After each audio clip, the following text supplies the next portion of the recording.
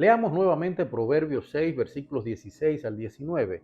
Allí Dios, a través del más sabio de todos sus hijos después de Jesús, el rey Salomón, nos dice: 6 cosas aborrece Jehová, y aún 7 abomina su alma: los ojos altivos, la lengua mentirosa, las manos derramadoras de sangre inocente, el corazón que maquina pensamientos inicuos, los pies presurosos para correr al mal, el testigo falso que habla mentiras y el que siembra discordia entre hermanos.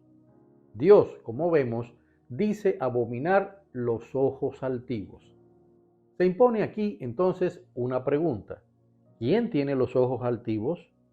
Es obvio, la persona soberbia. La altivez es la característica de alguien que, primero, se cree por encima de los demás. Segundo, se considera un elegido dotado con una inteligencia superior. Y tercero, alguien que considera que hace siempre las cosas a la perfección. En simples palabras, un intocable superdotado. La soberbia, en nuestra especie, los humanos, suele estar asociada al ego, algo que no tiene nada que ver con ese sano orgullo de decir, como en Filipenses 4:13, todo lo puedo en Cristo que me fortalece. Escuchemos bien, todo lo puedo, pero ¿en quién? En Cristo.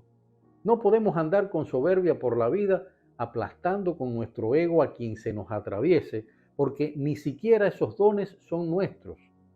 Dios confiere a cada ser humano la gracia de ser diferentes a los demás a través de los dones. Le da primero la responsabilidad de descubrir esos dones, de activar esos dones para bien o para mal. Aquí entra de nuevo ese libre albedrío del que tanto hemos hablado. Y le da además la capacidad de desarrollar esos dones a lo largo de su vida. Si vamos más a fondo en esta cuestión, deberíamos preguntarnos: ¿y para qué quiere Dios que usemos esos dones? Simple, para hacer cumplir su reino, el reino de Dios aquí en la tierra, así como en el cielo.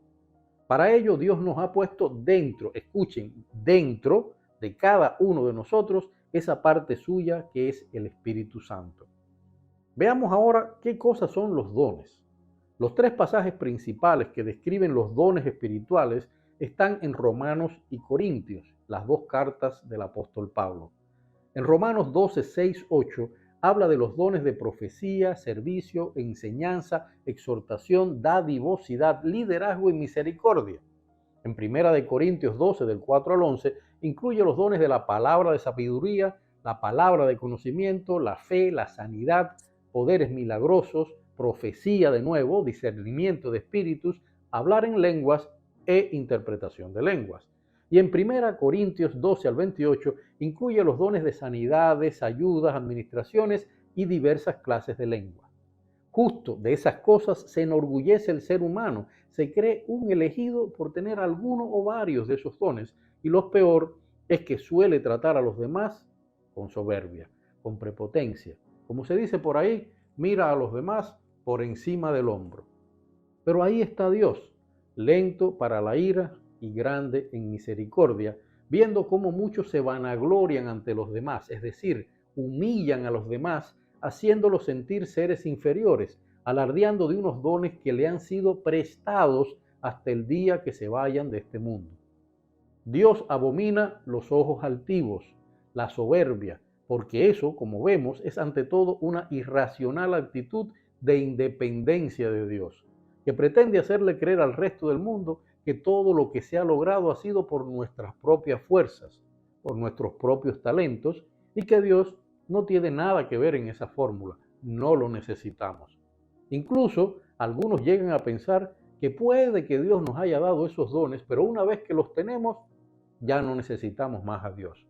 Todo lo contrario a lo que dice nuestra Biblia. Allí, en 1 Samuel 2:9, leemos: Él, ¿quién? Dios.